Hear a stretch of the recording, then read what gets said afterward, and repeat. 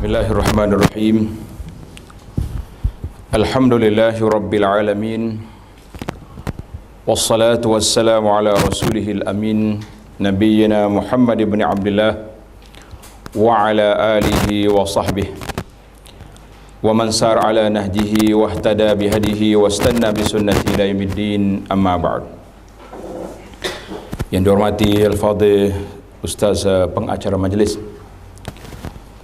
yang dimuliakan Dr. Azman selaku Pengarah Jabatan Hal Ehwal Agama Islam Negeri Perlis, semua para asatizah, para ulama, tuan-tuan guru, para ustazah dan pegawai-pegawai kaki tangan kerajaan negeri dan juga kerajaan persekutuan.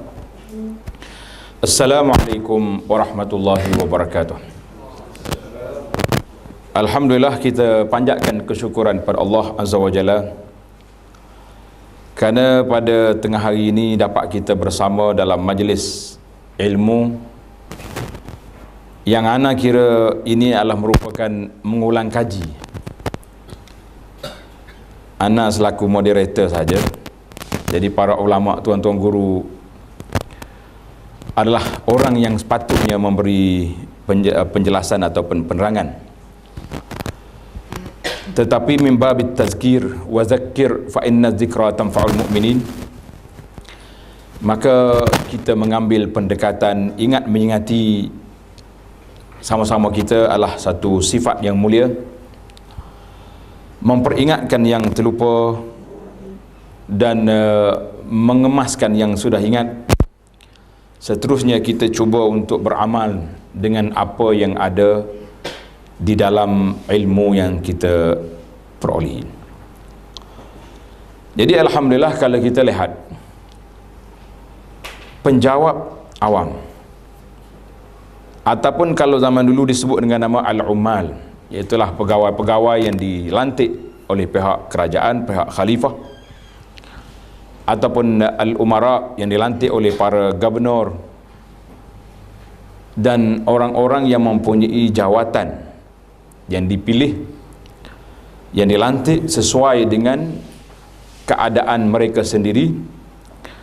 Maka kita mempunyai tanggungjawab yang wajib dilaksanakan, sama ada tanggungjawab itu bersifat menjaga hak-hak jabatan yang kita pegang, ataupun tanggungjawab yang bersifat menunaikan kerja yang diamanahkan, ataupun tanggungjawab iaitulah melakukan perkara yang kita rasa itulah yang patut dilakukan.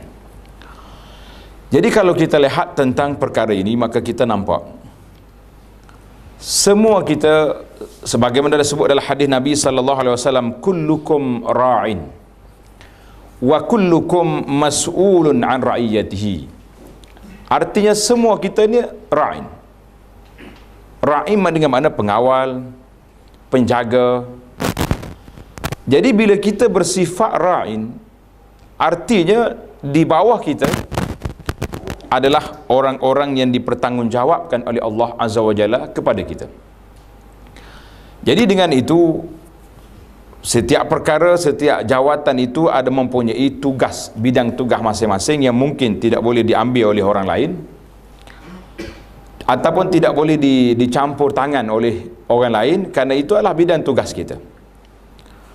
Maka di bawah tanggungjawab inilah kita pergi bihadzal muntalaq, kata orang, dengan ini kita mengambil pendekatan untuk memantapkan gerak kerja yang kita ada, sebagaimana yang telah diperintah oleh Allah Azza wa Jalla dalam Al-Quran, wa ati'ullaha wa rasulahu wa la tanaza'u fatafshalu wa tazhaba rihukum wasbiru innallaha ma'as sabirin.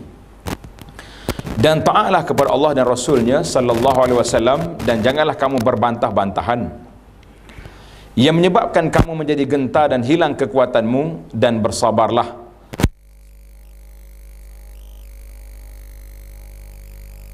Dalam ayat ini Allah SWT perintah ati'ullah wa rasulahu wa la tanaza'u. Jadi arahan supaya kita bersama adalah merupakan arahan yang cukup mantap di dalam agama ini, kerana itulah merupakan satu mekanisme bagaimana berjaya ataupun tidak salah satu perkara yang kita buat, yang disebut dengan nama ketaatan dan kepatuhan berdasarkan kepada perintah Allah dan Rasulnya sallallahu alaihi wasallam, yang tidak mungkin kita meletakkan perkara lain lebih daripada perintah Allah dan Rasulnya sallallahu alaihi wasallam.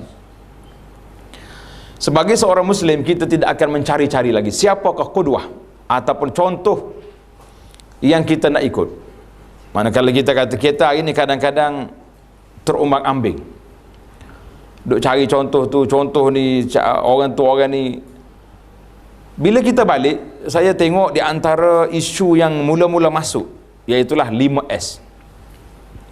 Letih pokok kita ustaz-ustaz ni, bagaimana nak mengislamkan 5S. Jabatan ini dipanggil, pegawai agama dipanggil, masukkan ni. Jadi akhir sekali bila kita ambil 5S, dipasang dengan Qurannya, dengan hadis Nabi sallallahu alaihi wasallam, maka jadilah sebagaimana inna hadhihi bid'atuna ruddat ilaina. Sebagaimana cerita hadhihi bid'atuna ruddat ilaina, sebagaimana cerita adik-adik Nabi Yusuf, dia kata ni barang kita ni dia hantar balik. Maknanya 5S itu hak kita, sudah ada dalam Islam, sudah ada dalam ajaran, dalam Al-Quran, sudah ada dalam sunnah Nabi sallallahu alaihi wasallam, tapi kita tak pandai nak guna. Tiba-tiba bila orang hantar balik, buka-buka tengok barang kita. Maka kita mengatakan kemuncak kepimpinan kemanusiaan yang sempurna bagi sebagai seorang manusia, iaitulah Nabi sallallahu alaihi wasallam, yang tidak ada contoh yang lain yang kita boleh ambil. Maka disitulah Allah SWT telah letak kepada kita, laqad kana lakum fi rasulillahi uswatun hasanah. Rasulullah dijadikan sebagai contoh yang terbaik, ataupun disebut dengan nama qudwah, ikutan. Ada orang nak namakan Rasulullah dengan ikon, dengan apa, saya kata tak sesuai. Kita nak mengikon dengan Nabi sallallahu alaihi wasallam, kerana Allah beri jawatan dia uswatun hasanah.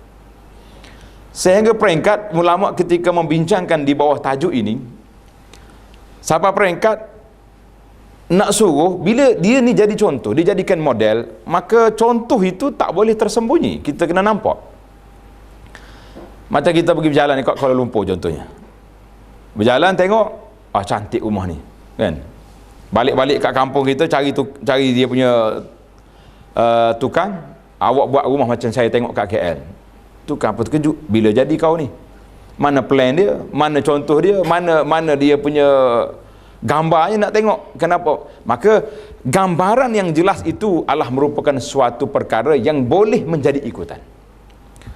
Sampai peringkat Allah SWT membenarkan Nabi SAW kahwin lebih daripada 4. Kenapa? Supaya yang di luar rumah semua sahabat boleh nampak.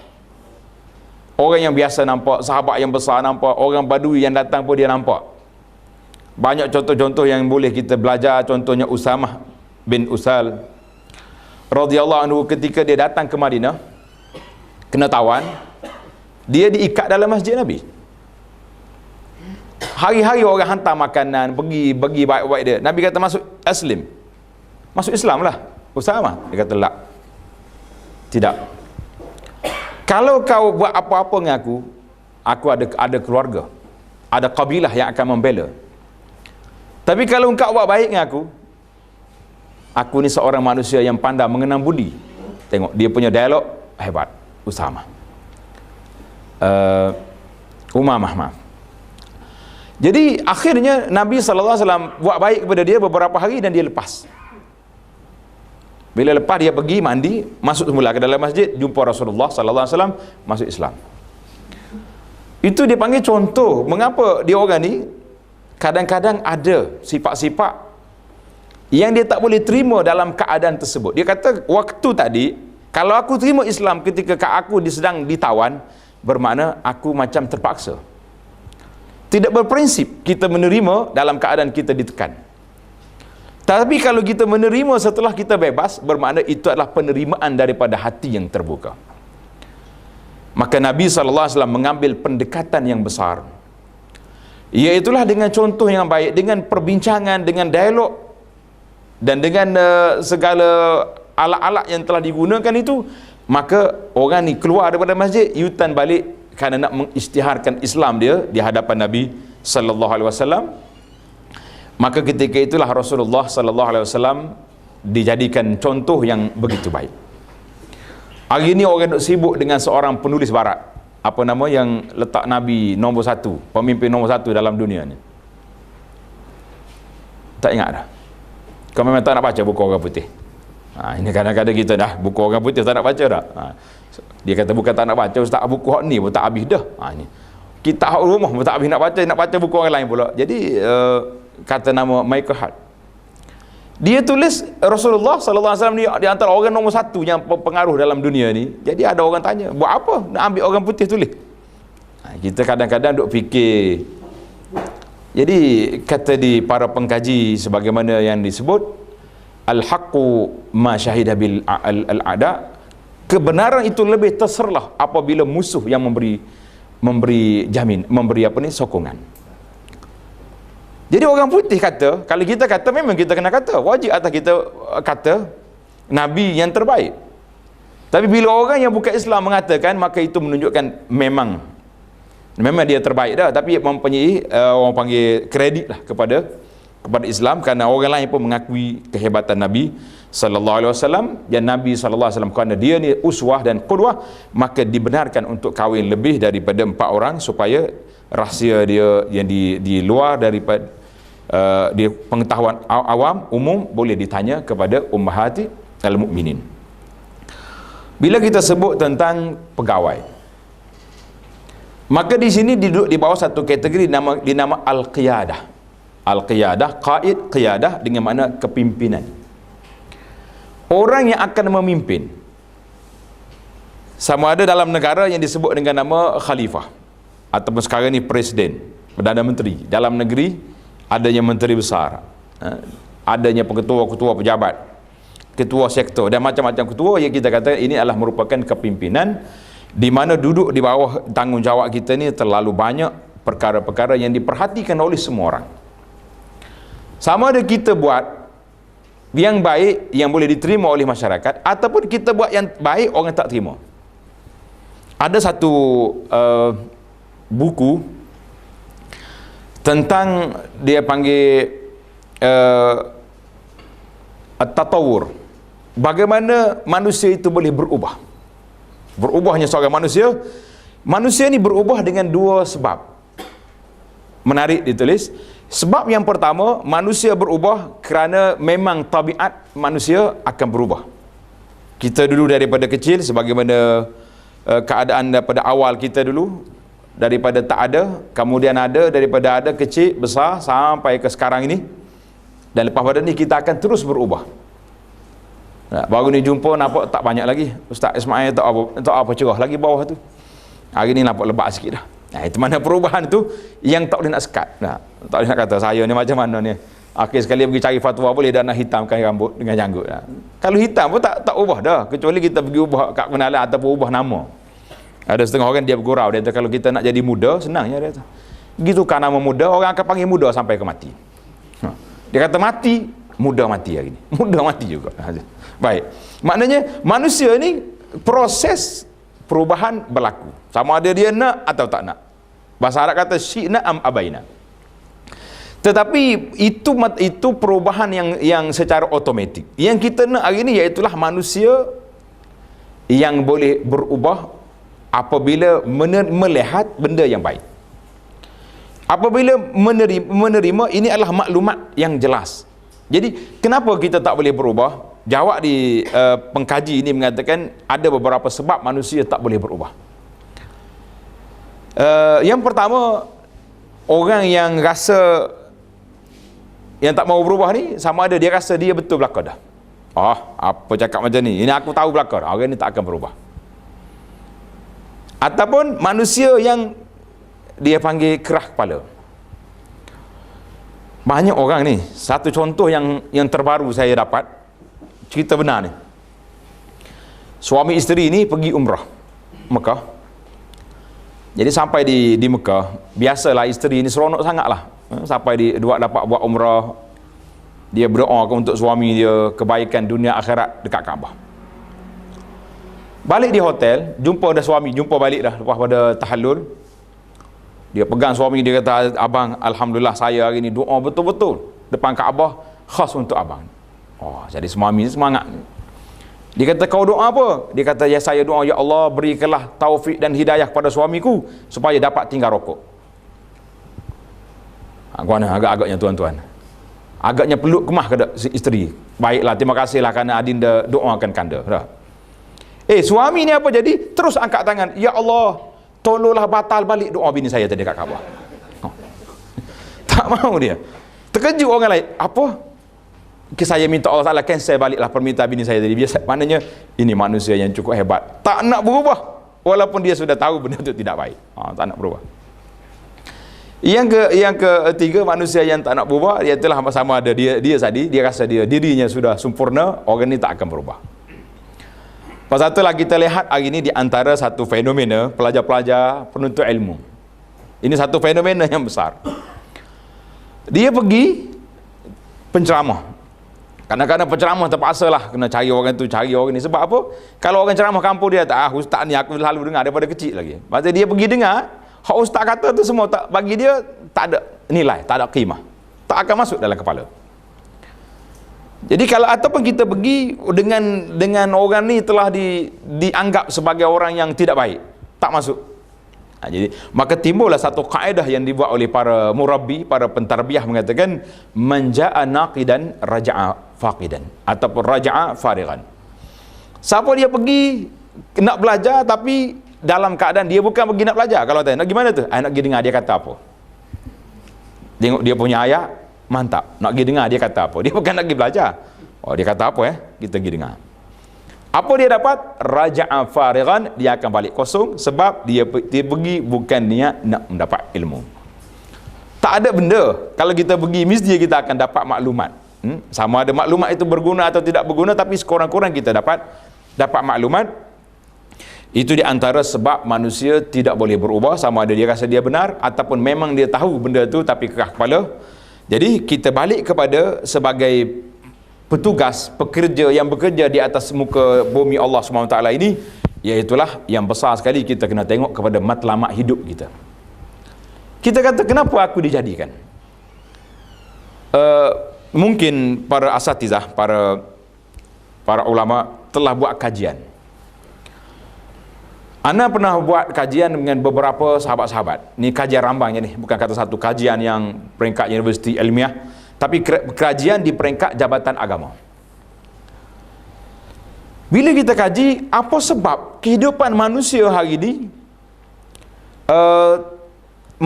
ada agama, tetapi macam orang tidak beragama. Kalau tengok pakaian, tak tahu agama apa. Kalau agama Hindu ada pakaian dia. Kalau agama Buddha ada pakaian dia. Tapi orang ni tak tahu apa agama. Maka bila dikaji, diselidik, salah satu daripada buku yang ditulis dalam sejarah, dia panggil Tarikh At-Tashri' Al-Islami, sejarah perundangan Islam. Mungkin sebahagian daripada kita mengajar subjek ni. Dalam sejarah perundangan Islam, dia kata di antara agenda yang dibuat oleh para penjajah untuk menjadikan manusia ini tidak beragama tapi macam tak ada agama, iaitulah memesongkan mafhum al-ibadah, memesongkan kefahaman ibadat mereka. Jadi maka jadilah kita nampak ibadat hari ini yang ada di hadapan manusia hari ini, iaitulah ibadat yang bersifat khusus. Waktu dia solat, kemas. Waktu dia pergi Mekah, Masya Allah, 3 lapis dia punya telekung. Saya ni selalu bawa orang pergi. Kadang-kadang kita bawa, kata, puan, kita nak pergi naik unta ni, tak usah pakai 3 lapis ni. Kat sakut kat tali unta ke rebah kat. Dia kata, tak boleh ustaz, kat Mekah ni kena pakai molek-molek. Sedap tu, kita ingat dia berubah dah tu. Orang yang sama, sampai dia Jeddah, tak ada, keluar jambu balik. Keluar balik. Jadi, seolah-olah apa yang mereka dapat di dalam pengembaraan rihlah ilmiah yang dia pergi itu, mereka tidak memberi kesan di dalam jiwa. Sebab apa? Sebab dia pergi satu macam ritual, satu adab acara yang dibuat di dalam program ibadat. Jadi kita tidak dapat. Jadi besarlah menjadi tanggungjawab kepada kita khususnya kita yang berada di bahagian agama ini, iaitulah bagaimana nak menyebarluaskan konsep al-ibadah, al-ubudiyatulillah, iaitulah manusia itu mengabdikan diri kepada Allah Azza wa Jalla. Jadi bila pincang di sini, banyak benda lain yang akan pincang dalam kehidupan dia, macam tak ada apa-apa, tak ada masalah apa-apa. Di dalam muamalat dengan manusia juga, kita rasa tidak ada masalah. Yang pentingnya, projek yang kita nak buat berjalan, program yang kita rancang boleh diteruskan, walaupun tidak menjadi masalah, sama ada kita nak dia ni mendapat keredaan Allah Ta'ala ataupun tidak. Maka timbul banyak hari ni, kalau kita lihat di dalam pengaduan yang dibuat oleh masyarakat, iaitulah dalam masalah penipuan di dalam sistem cepat kaya. Saya tak tahulah sampai ke sini cepat kaya ni. Ada juga sistem cepat kaya, orang kata oh ni sistem cepat kaya, tapi yang sebenarnya cepat kaya ke cepat miskin? Cepat miskin tak? Bila kita tegur, dia jawab apa? Dia kata, ustaz mana tahu, ustaz reti baca doa ya. Hebat sungguh dia. Dia bagi kita pun senyap dah, saya reti baca doa, nak buat macam mana? Tak nak buat apa dah kita. Tapi betul apa yang dia kata, ustaz pandai baca doa ya. Betul. Dia tak akan rujuk pada kita sebab dia kira kita punya standard label tak betul. Ustaz yang dia bawa skim tu yang betul. Maka bila dia kena tipu 4-5 bulan lagi, dia akan mari jumpa ustaz yang dia kata pandai baca doa tadi, minta doa sungguh. Itu saya kata betul dia punya telahan. Betul dia punya telahan. Dia kata, ustaz tolong doakan saya. Kata, awak 5 bulan lepas awak kata saya pandai baca doa, hari ni awak mari minta doa. Jadi kenapa tidak mari tanya? Itu dia panggil. Sebab apa? Apabila mafhumul ibadah, kepahaman kita tentang ibadat pada Allah Azza wa Jalla pincang, maka berlakulah kepincangan yang banyak, termasuklah kita sebagai penjawab awam yang disebut sebagai pegawai-pegawai yang ada ini. Di antara rumusan ringkas yang kita boleh buat tentang mafhumul ibadah, makna ibadah itu iaitulah nama yang mencakupi segala perkataan, sama ada ucapan kita, perbuatan apa yang kita nak kata, pegangan pegangan yang kita pegang, yang disukai dan diredai oleh Allah Azza wa Jalla secara terang-terangan ataupun secara tersembunyi, dalam rangka mengagungkan Allah dan mengharapkan pahalanya, maka itu dikira ibadat. Jadi kalau ini dia panggil, dalam bahasa dia panggil ibadat secara am. Maknanya wa ma khalaqtul jinna wal insa illa liya'budun, artinya ibadat dengan makna tunduk, al-inqiyad wal khudu', tunduk dan patuh kepada Allah Azza wa Jalla. Jadi kalau kita terima undang-undang Allah Ta'ala tetapi tidak dengan kepatuhan, maka itu kita jadikan seolah-olah syariat itu lebih kurang dengan undang-undang jalan raya. Kita yakin semua kita yang ada kereta yang bawa memandu kenderaan ni, taat pula kau jalan raya, kau tak taat? Tak apa nak taat juga. Tak. Tapi kalau tengok lampu klik kat depan tu, taat selalu dah. Hak 60 tu 59 je lagi. Tak cukup lagi, boleh turun sikit lagi. Sebab kita tahu risiko tinggi. Kalau kena saman, macam mana agak-agak? Sama tak sama dengan kita pergi bayar zakat? Jadi itu dia panggil berbeza di antara taat dengan inqiyad. Taat maknanya ikut arahan. Dah mari arahan keluar, kita ikut. Tetapi yang besar dalam erti ibadat, iaitulah kepatuhan dan ketaatan kepada Allah Azza wa Jalla, itu berbeza. Saya taat, saya ikut arahan. Pasal tu dia tulis yang menurut perintah. Tidak surat kita keluar yang menurut perintah, maknanya dia turut perintah juga, dia bukan memerintah. Jadi bila kita duduk dalam agama Allah Azza wa Jalla, bermakna kita yang menurut perintah Allah Azza wa Jalla itu wa yusallimu taslima. Ada satu lagi tahap yang mesti digilap, iaitulah tentang menyerah segala apa yang kita lakukan itu kepada Allah Azza wa Jalla. Jadi bila kita pergi kepada kerja yang kita ini, iaitulah disebut dengan nama kerja adalah amanah dan tanggungjawab. Kerja, amanah dan tanggungjawab. Bila kita kata kita ni bekerja, sama ada di syarikat, di pejabat kerajaan ataupun swasta, artinya kita menerima tanggungjawab, amanah. Maka bila kita terima tanggungjawab ini, yang besar bagi kita, yang pertama menjaga amanah, yang kedua menguruskannya dengan baik, Yang ketiga, menjauhi sifat yang buruk. Jadi hari ini mungkin kita kena tambah lagi, iaitulah menjaga rahsia yang tidak patut disebarkan. Zaman kita hari ini dipanggil zaman satu mazhab baru ni, yang dikenali dengan nama mazhab Wasafi.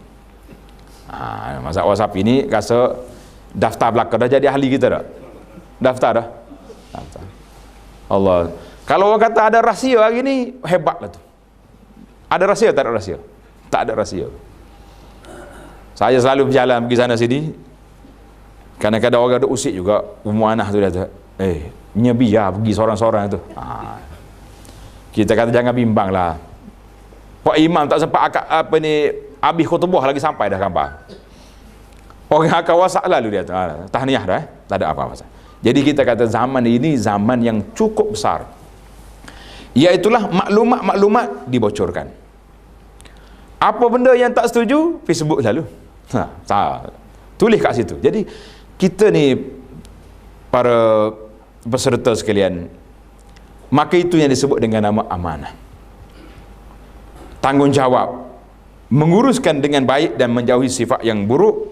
Maka di antara kata-kata yang orang duduk sebut, dia panggil satu renungan tentang tanggungjawab. Hari ni kalau kita tanya, kenapa tak buat ni? Oh, banyak kerja, banyak tanggungjawab. Tanggungjawab jaga anak lagi, tanggungjawab pejabat lagi, tanggungjawab. Banyak benda. Sampai mereka kalau orang tanya baca Quran ada hari ni, tak sempat, banyak sangat tanggungjawab. Semua kita tanggungjawab. Tak apalah. Tanggungjawab pejabat, tanggungjawab kerja, tanggungjawab dengan masyarakat, semua tanggungjawab. Tetapi kita kena ingat, hari ni kita banyak tanggungjawab, esok mungkin sudah tidak ada tanggungjawab.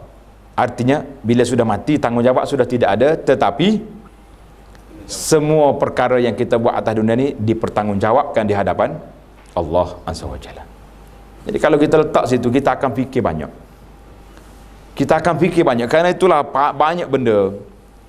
Kalau kita belajar dalam kitab Penawar Bagi Hati itu, dia tekan sangat. Isu yang terakhir yang ditekankan iaitulah zikrul maut. Banyak mengingati kematian. Bila orang ni ingat mati, berani tak berani kita buat benda yang memberi tanggungjawab kepada kita nanti, dipertanggungjawabkan? Tak berani. Saya ada satu isu, bila orang panggil pergi ceramah motivasi kepada ahli-ahli yang hebat lah, mana orang panggil jutawan-jutawan saja. Dia kata, ustaz nak motivasi, tajuk apa ceramah ni? Saya kata tajuk saya senang ya. Tajuk dia kelebihan mengingati mati. Penganjur kata sangat tak sesuai, dia kata. Ini orang nak bina bangunan pencakar langit, orang nak bina jambatan sana sini, tiba-tiba kita nak ingatkan mati. Tak jadi. Sedap juga dia punya bantahan, logik lah dah. Patutnya kita kata bagaimana membina tajuk yang hebat-hebat. Saya kata nanti dulu, sebelum bantah tu kita bincang dulu. Saya baru cadang ya tadi. Kalau tuan tak setuju, kita tukar. Dalam syarikat, dalam pejabat yang kita ada ni, banyak mana untung, banyak mana rugi. Oh, dia kata untung pun ada, rugi pun banyak juga. Saya kata yang untung saya tak nak dengar, sebab semua orang seronok dengan keuntungan. Saya nak dengar yang rugi. Kenapa? Dia tak jawab, dia termenung. Lama termenung, dia kata betul dah, tajuk yang ustaz cadang tu betul. Sebab tak ingat kematilah orang berani buat khianat dengan saya. Pecah apa ni? Pecah amanah, rasuah, kerja tak betul. Dia punya klaim, macam-macam klaim dah. Pergi 100 kilo, 300 dia punya klaim. Mari kerja pagi, pancekak pukul 8, pukul 10 baru masuk. Kata macam mana dia boleh pancekak? Dia kata tak apa, kawan-kawan boleh tolong buat dia. Tapi sekarang ni pihak pejabat banyak guna ibu jari kan. Boleh juga ke kirim ibu jari dengan orang. Kalau ibu jari tu boleh buka, ada skru. Saya ingat ramai juga yang kirim dah. Kirim ibu jari sekerak dah. Nanti jumpa kat kedai roti canai saya. Jadi maka di situ bermula daripada mana? Daripada kita tidak terasa yang kita ini duduk di bawah tanggungjawab yang akan dipertanggungjawabkan di hadapan Allah Azza wa Jalla. Bila sampai di sini kita tidak terasa yang kita kerja ni hanyalah seronok-seronok saja, maka ciri-ciri yang disebut sebagai orang yang mempunyai asas yang hebat Iaitulah dua perkara yang kita kena ada, al-quwah wal amanah. Boleh katakan quwah hari ni payah nak. Kalau dulu orang cek betul-betul, hari ni nak cek macam mana? Pasal itulah bila ada orang pertikai, dia kata kita mengaji agama zaman sekarang ni tak ikhlas. Saya tak tahulah Ustaz boleh terima tak kalau orang tuduh lagu tu? Mana Ustaz punya? Boleh terima? Marah kita tak? Contohnya dia kata tak ikhlas tu sebab pakai CJ. Saya di pondok ada CJ. Dia kata tak payah pakai CJ, pakai jadi gitu ya. Saya kata dulu orang mengenali orang ini alim tak alim melalui ilmu yang ditunjukkan. Mai duduk sini, ambil kitab baca bismillah. Qala al-musannifu rahimahullah taala, baca 5 baris, tak boleh nak tegur lagi. Tak. Kalau sekarang ni buat lagu tu, jawabnya tak ada jawatan yang boleh diisi. Baca 2 baris, tak ada 2 baris. 2-3 patah orang tahu dah membaca salah dah. Baris atas tukar baris bawah salah. Contohnya. Jadi oleh kerana bagaimana mekanisme nak nilai seorang itu berkebolehan tak berkebolehan, maka dengan kertas yang dia ada itulah yang menjadi tanda. Itu pun kita mengatakan itu satu bolehlah dibuat secara penilaian secara umum. Tapi kalau kita betul-betul nak, banyak lagi. Biasa orang bawa cerita, iaitulah Sayyidina Musa AS ketika sampai di Madian, kan? Nampak tak? Kita nak pilih orang itu senang je. Bila Nabi Musa bantu 2 orang gadis yang duduk tunggu nak apa ni, nak bagi minum air kambing tu, dia ambil air banyak bagi. Kemudian bila perempuan ni mari, gadis ni mari nak ajak pergi rumah dia, Nabi Musa tengok sekali, lepas tu tak tengok dah. Kalau sama kita ni selfie dulu. Tu saya turun di airport tadi, tengok-tengok satu nama saya dekat telefon, tak nak sebut lah, kita pun tak nak ambil royalty dengan dia. Yang dia tulis tu nombor 1 bahagian selfie. Oh, kata tukar pula telefon kali ni. Pasal mazhab selfie tu tinggi dah darjat dia. Jadi Nabi Musa AS dia bila tengok kawan ni perempuan, dia tunduk sampai sudah. Dia kata kalau nak berjalan, kamu belakang, aku depan. Bila ada simpang kiri kanan, bagi tahu ya, isyarat. Campur batu ke kanan kiri. Mana bila balik rumah ni, anak dia minta dengan ayah dia, inna khaira man istajartal qawiyul amin. Ketika itu ayah dia tanya, macam mana kau boleh tahu? Baru jumpa boleh tahu dah. Baru jumpa boleh tahu. Jadi dia bagi cerita tadi. Yang pertama sekali aku tengok dia ni kuat sebab dia boleh ambil air, angkut air begitu banyak. Yang kamu tahu dia amanah macam mana? Sebab tengok penampilan dia. Dia tak nak tengok dengan saya, dia berjalan duduk kat depan, tidak mengambil kesempatan berjalan berdua. Maka itu dia panggil suatu amanah yang kita boleh kesan. Jadi kita ini pun kadang-kadang kita boleh tengok orang ni amanah ataupun tidak, orang ni kuat ataupun tidak. Tetapi itulah yang terjadi kepada kita hari ini. Kita di dalam memikul tanggungjawab, kadang-kadang kita rasa berat. Kadang-kadang kita rasa tak boleh dengan sini. Tapi kita guna pula kabel-kabel yang membolehkan kita. Itu masalah kita. Sehingga sampai peringkat waktu peperiksaan, ramai pensyarah bagi tahu pelajar-pelajar sekarang ni suka meniru. Meniru, tak malu-malu dia meniru. Kalau kena dapat tangkap, kenalah. Kalau tak dapat, selamat. Yang meniru ni, kalau yang pelajar-pelajar yang tak mengaji agama boleh tahan. Tapi agama juga. Kadang-kadang yang meniru tu dalam subjek tafsirul Quran. Dia tiru tafsir Quran. Anda tengok satu mahaguru besar di Madinah, nama dia Syekh Muhammadul Amin Shanqiti rahimahullah ta'ala. Orang cerita, Syekh Amin ni waktu dia, orang tak bagi dia jaga periksa, tak boleh mengawal peperiksaan. Sebab bagi dia, kalau pelajar tanya, dia jawab. Syekh, apa hukum sekian? Dia jawab. Budak tu tulis jawapan tu. Orang tanya, Syekh, kenapa mu jawab? Dia kata, mana boleh sembunyi ilmu. Itu Syekh dia. Jadilah cerita Syekh yang tidak menyembunyikan ilmu. Allah yarhamu. Tapi tak tahulah cerita tu macam mana, boleh jadi orang buat suka-suka atau betul. Jadi dia tak boleh jaga.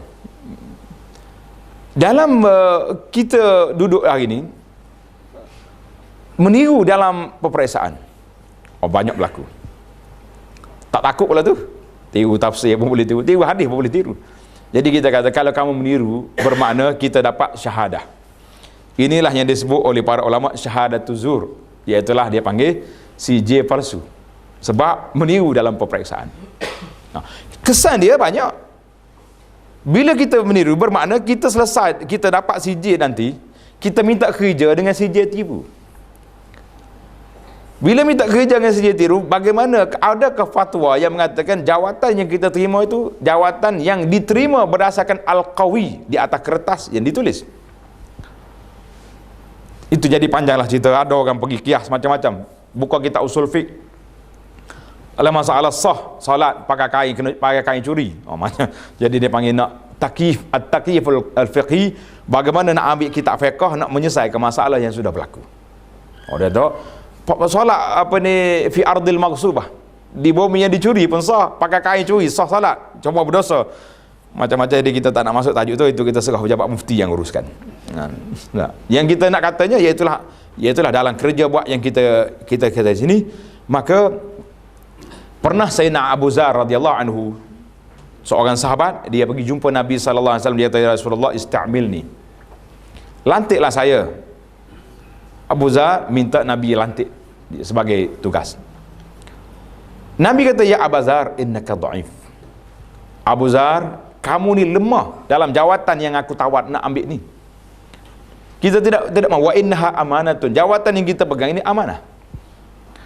Wa innaha yaumal qiyamati khizyun wa nadamah, nanti hari kiamat kamu akan menyesal. Illa man akhazaha bihaqqiha, kecuali orang yang menerimanya dengan hak dia. Makna terima jawatan kita masuk tu betul, tidak langkah kepala orang, tidak lompat sana sini. Yang kedua, kita ambil menunaikan hak, wa addal ladzi alaihi fiha, dan dia menunaikan tanggungjawab. Jadi kalau kita baca hadis Abu Zar ni, kadang-kadang tak nak kerja kita. Tapi kalau kita pergi dengan betul, naik daripada peringkat bawah, berapa dia panggil? 27. Akhir sekali naik 40, naik. Kalau dia naik dengan betul, alhamdulillah, zalika fadlullah yu'ti man yasha. Sebagaimana hadis yang sahabat Nabi itu, yang Nabi kata ni'mal mal. Mana hadis tu? Ni'mal mal inda rajul salih. Maknanya sebaik-baik harta tu, harta yang baik itu duduk di tangan orang yang baik. Jadi jawatan yang baik juga duduk di tangan orang yang baik. Pasal itulah bila Nabi Yusuf alaihissalam minta ij'alni ala khazainil ardi, orang tak engkar. Nabi Yusuf nak jawatan juga. Tak. Sebab dia tahu orang lain tak boleh buat benda tu. Orang lain tak boleh buat. Jadi ada orang yang masya-Allah Allah Taala beri pada dia idea yang begitu banyak. Dia boleh berfikir, orang panggil berfikir di luar kotak. Jadi ada orang macam ni. Ada orang yang tak nak fikir, duduk dalam kotak tu je. Tak keluar daripada kotak tu dah. Orang suruh keluar sikit pun keluar, jenguk kepala masuk balik. Maknanya dia tak ada idea nak buat perkara-perkara yang kita ada. Jadi kita secara realiti tidak menjadi masalah. Sebab sebagaimana kata di ulama semasa, al-ijtihad, ijtihad di zaman kita hari ini sudah tidak ada peringkat seorang. Maka para ulama telah berbincang menubuhkan satu, dia panggil majma' fiqhi. Al-majma' al-fiqhi ini iaitulah kesatuan ulama yang bersidang nak mengeluarkan satu hukum yang baru. Sebab mereka tak berani seorang-seorang, kerana mungkin mereka merasakan kemampuan tidak ada ataupun kekuatan tidak ada, maka dibuatnya ijtihad jama'i. Maka bila kita lihat kepada keperluan berintegriti dan tanggungjawab umat ini duduk di mana? Yang pertama di antaranya ayat yang disebut secara umum, wal takum minkum ummatun yad'una ilal khair. Hendaklah ada di antara kamu golongan yang menyeru kepada kebaikan. Ya'muruna bil ma'ruf wa yanhauna 'anil munkar. Jadi dalam kerja kita tak mungkin kita buat satu, tak buat dua. Maknanya suruh benda baik je saja, mungkar tak buat, tak larang, tidak mungkin. Ada juga orang kata mungkar ni tak payah larang, kita suruh baik, akhir kalau semua orang jadi baik, dia jadi baiklah. Lah. Kalau tidak, Allah SWT tidak letak status tempat ayat ini. Ya'murun wa yanhau. Dia letak ya'muru je saja. Yanhau tu mungkin jarang-jarang, tapi ayat ini dia mari berkembar. Dia akan datang berkembar, ya'murun wa yanhau. Suruh, larang. Maknanya satu kepincangan. Kalau kita nak kata tak apa, kita buat yang baik je, suruh je orang buat baik. Yang kaki-kali kemungkaran hilang sendiri, jawabnya sukar.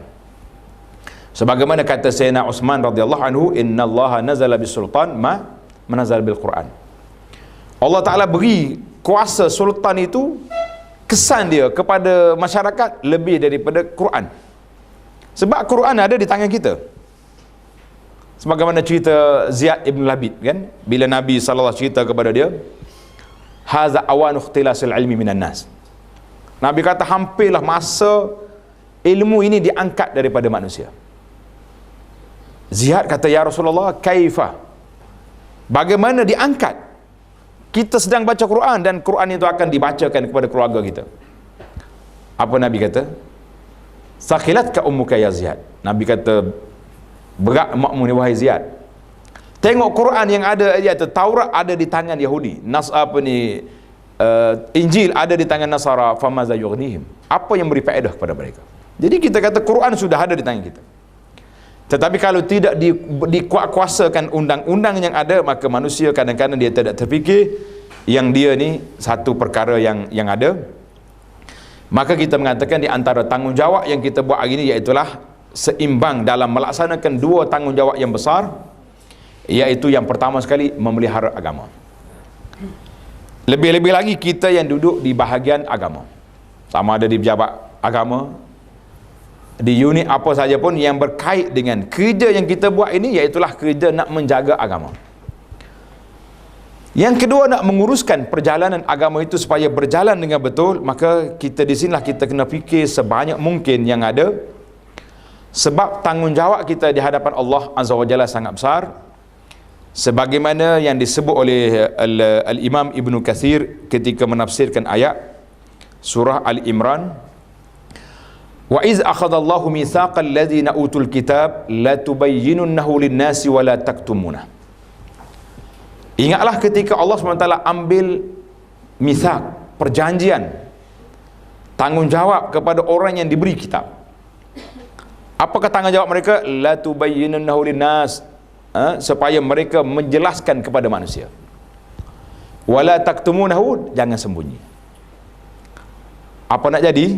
Fanabazuhu wara'a zuhurihim washtaru bihi thamanan qalila fabisa ma yashtarun. Mereka campak isi kandungan Taurat itu di belakang, dan mereka beli kehidupan dunia yang sedikit ini dengan harga yang murah. Kata di Al-Imam Ibn Kathir, haza taubihum minallah wa tahdidun li ahlil kitab. Ini cercaan Allah Ta'ala dan amaran kepada ahlul kitab. Lepas pada bincang ahlul kitab, apa Ibn Katsir kata? Wa fi haza tahzirun lil ulama. Ayat ini jangan kata ahlul kitab je. Baru ni ada satu kumpulan, kerja dia duk cari asbabun nuzul. Ayat Quran ni turun ke Yahudi, ayat Quran ni turun ke Quraisy, ayat Quran ni turun. Akhir sekali dia kata tak ada hak dia kita. Ada juga manusia lagi ni.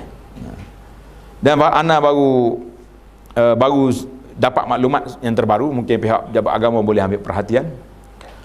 Golongan Al-Quraniyun yang dulu kita ingat golongan anti hadis, iaitu dikenali, ma'ruf dengan tokohnya, dengan orangnya, sampai hari ni pun masih lagi mengucap asyhadu anna Muhammad Rasulullah itu satu perbuatan yang dilarang, boleh bawa pada syirik.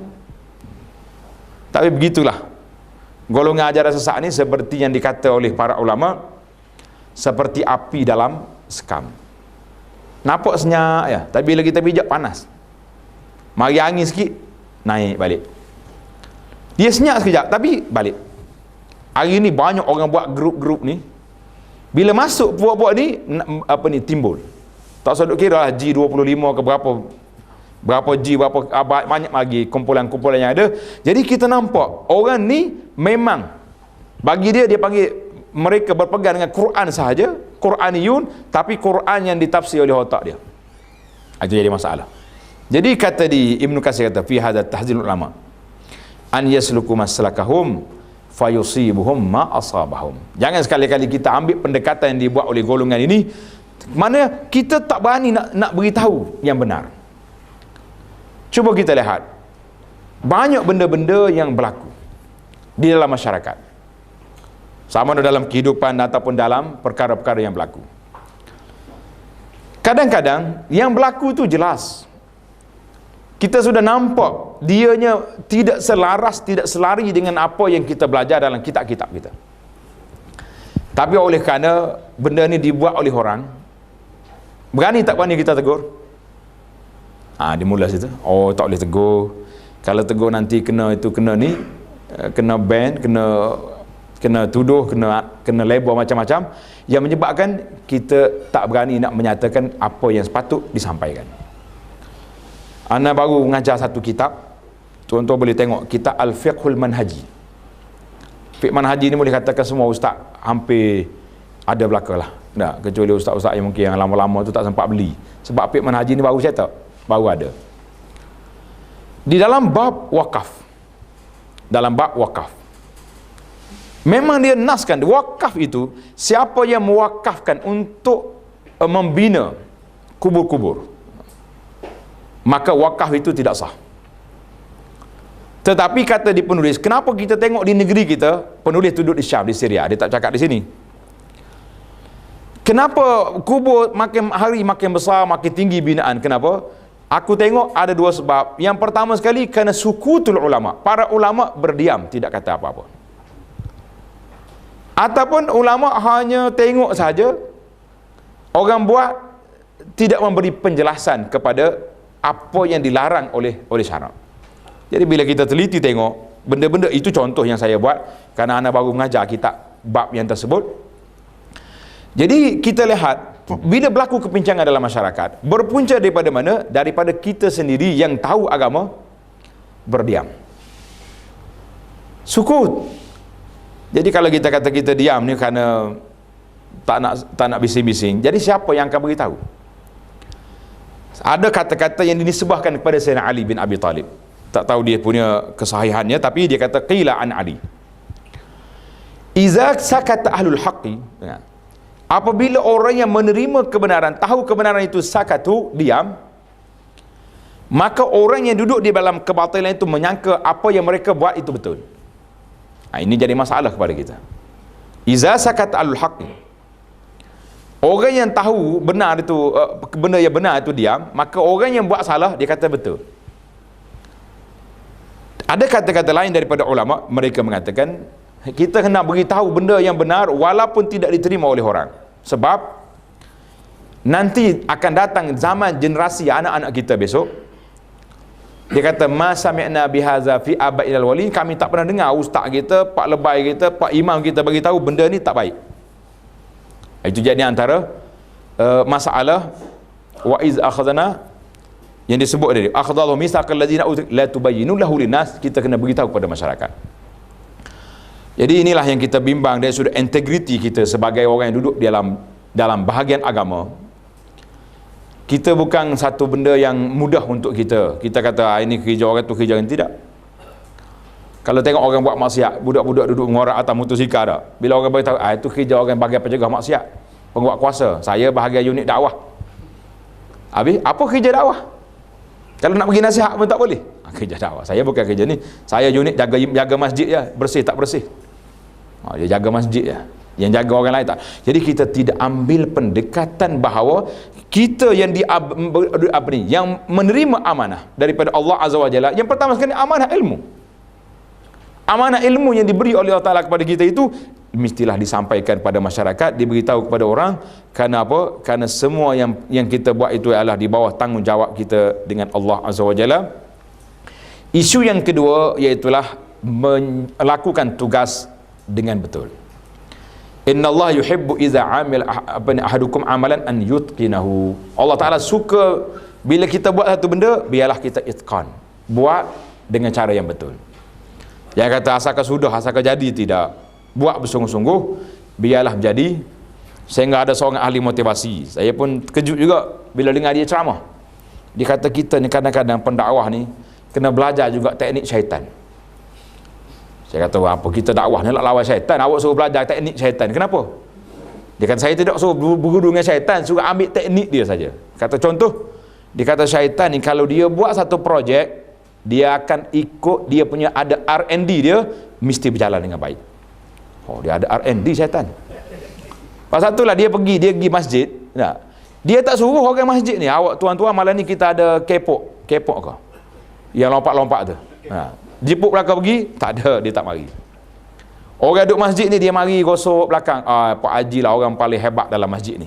Kita pun zak, mari, oh aku orang paling hebat sini, mari perasaan riak, mari perasaan ujub. Tengok, ini R&D.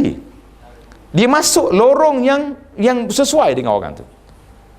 Kalau dia pergi tempat orang kaki lompat pula, ajak mari sini, buat apa? Mana aku semaya apa tidak pergi masjid buat apa? Itu yang pertama. Yang kedua, dia tak ada cuti. Asyaitanu farighun. Syaitan ni memang tak ada cuti dia. Kita isi orang cuti. Dekat-dekat apa ni, tengok masa sikit, cuti. Yang tak cuti pun ambil cuti, kalau tak cukup cuti MC contohnya. Orang lain lah, ustaz ni tak buat lagi tu. Dan jadi itu dia panggil teknik yang digunakan, maka nampak kejayaan bagi pihak dia.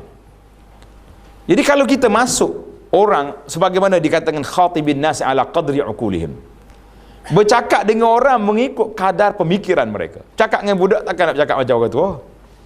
Cakap dengan orang tua takkan nak bercakap macam kanak-kanak dah. Ikut baca macam cakap di apa ni, di pusat asuhan kanak-kanak. Lah, kita maknanya ada orang yang kita kena buat, itu dia panggil teknik yang kita kena belajar. Maka bila kita selesai daripada ini, kita kena ingatlah bahawa tanggungjawab yang kita buat, yang kita ambil itu, iaitulah tanggungjawab yang besar di hadapan Allah Azza wa Jalla. Jadi di antara mungkin perbincangan kita yang penghujungnya, syarat-syarat kecemerlangan dalam Islam itu, yang pertama sekali berilmu, ilmu yang kita nak buat dalam bidang kita. Pasal itulah dia panggil hari ni ada ilmu takhasus. Kalau orang minta kerja, awak ada CJ apa? Dia tanya lalu. Saya CJ bahagian besi. Tak, kilang kita ni plastik, tak sesuai. Mungkinlah kalau ilmu takhasus. Tapi kalau ilmu umum, kerja apa? Kerja jaga pintu. Semua orang yang ada takhasus apa boleh jaga pintu belakang, kan? Jadi dia panggil ilmu. Yang kedua, ikhlas di dalam amalan yang kita buat. Yang ketiga, memahami bidang tugas. Kadang-kadang kita ni tak tahu apa tugas kita. Tugas kita ini saja. Kita yang pertama sekali, tugas kita sebagai seorang Muslim, sebagai seorang waktu berlaku bencana baru ni, minta maaf lah saya buat contoh banjir. Kita nampak yang yang mengambil tanggungjawab besar, iaitulah daripada NGO yang pergi. Bila lepas pada banjir, rumah hanyut, harta hilang, orang masih lagi percaya kepada NGO sebab dia kata mereka dapat nikmat pertolongan secara segera ni daripada kumpulan-kumpulan yang begini. Jadi kita nampak kadang-kadang kita bertanggungjawab duduk jaga bahagian-bahagian kebajikan masyarakat, bahagian keuangan. Jadi apa tugas kita? Adakah kita nak tunggu orang mari cari kita baru kita nak pergi tolong ataupun bagaimana? Maka itulah yang kita kata yang terakhir, iaitulah jauhi sifat buruk. Yang pertama yang disebut sifat buruk di sini iaitulah pecah amanah. Sama ada amanah itu dari sudut keuangan, amanah itu dari sudut tak menjalankan tugas, amanah itu juga dari sudut cuai, dari sudut masa yang diperuntukkan. Kalau kita tengok dalam borang yang kita minta kerja, dia kata kerja di sini 8-5. Tak. Kita pun tanda tangan. Saya tak tahu pakai tanda tangan. Tak. Bila kita tanda tangan, bermakna kita telah mengambil tanggungjawab untuk melaksanakannya. Sebab itulah sahabat-sahabat kita di dalam bahagian keuangan, dia kata banyak masalah kita hari ni. Kalau pergi ke bank nak beli apa-apa benda, rumah ke kereta, motosikal nak beli, orang bank suruh tanda, sign pula sampai 20 kali pakai sign, tak baca walaupun satu. Lebih-lebih lagi kalau syarikat insurans, tak baca. Tiba-tiba bila aksiden kereta nak pergi claim, dia kata kereta awak ni berlaku di luar jalan raya, dalam perjanjian kita tak ada, dilanggar atas jalan raya baru kena. Jadi jawabnya balik saja, sebab kita tidak baca. Jadi itu di antara perkara-perkara yang kita kena lihat. Banyak baru ni satu kes, dia buat satu kursus yang dihantar oleh pihak pejabat. Kebetulan anak juga diberi cakap tentang integriti. Tengah kita sampai dekat nak giliran saya masuk, ketua pejabat mari ke tempat kursus. Dia kata bos besar mari. Saya ingat dia nak hadir pejabat, rupanya dia pergi tempat pendaftaran, dia tengok berapa orang mari. Dia kata yang saya hantar 5 orang mari belaka. Tapi bos ni memang orang tanggungjawab. Dia masuk dalam dewan, seorang pun tak ada. Hebat dia kata. Dia kata ustaz saya kata saya nak ceramah ke siapa? Kita nak ceramah integriti, masalah akhlak petugas. Jadi orang yang tuan hantar, Tak masuk. Jadi saya nak ceramah ke siapa? Dia kata biar saya lah dengarnya. Dia kata, bos pasal kena dengar, nanti balik 5 orang ni saya ulang balik apa yang ustaz kata. Ini dia panggil, ini masalah akhlak, masalah integriti, masalah tanggungjawab kita sangat besar. Kemudian masalah isu rasuah ini yang terlibat dengan duit, yang terlibat dengan perkara-perkara. Jadi kita mengatakan itulah di antara perkara yang patut kita ingat. Banyak lagi kisah. Kalau bagi petugas-petugas muslimat pula wanita, masalah integriti mereka yang kita kena tambah lagi isu pakaian. Kadang-kadang pakaian kita ni duduk di bahagian unit-unit yang berkait dengan agama, tetapi dari sudut pakaian tidak menunjukkan kita itu sebagai orang yang bertanggungjawab dengan agama Allah Azza wa Jalla. Maka orang akan pertikar, orang bercakap, begini ke pakaian orang di sini. Jadi kita kata pakaian-pakaian juga melambangkan kepada jabatan yang kita duduk, dan juga melambangkan kepada kehidupan kita sebagai seorang muslimah di dalam kehidupan kita dengan Allah Azza wa Jalla. Jadi pergaulan dalam pejabat perlu dihadkan. Janganlah oleh kerana kita satu pejabat bebas. Waktu makan keluar laki-laki perempuan, jadi tak ada. Suami pun tak izin pergi makan dengan orang lain. Dia izinnya serap pergi buat kerja di pejabat aje. Ini pun kena ambil perhatian, batas-batas pergaulan kena ingat, dan juga satu lagi masalah aurat yang tidak terkawal. Jadi mudah-mudahan apa yang saya sebut di sini secebis daripada perbincangan yang disebut ataupun kita sebut, bolehlah kita katakan min babi at-tazkir wa zakkir fa inna dzikra tanfa'ul mu'minin. Mudah-mudahan ada manfaatnya untuk kita. Subhanakallahumma wa bihamdika asyhadu an la ilaha illa anta astaghfiruka wa atubu ilaih. Wa sallallahu ala nabiyyina Muhammad wa ala alihi wa sahbihi ajma'in walhamdulillahi rabbil alamin.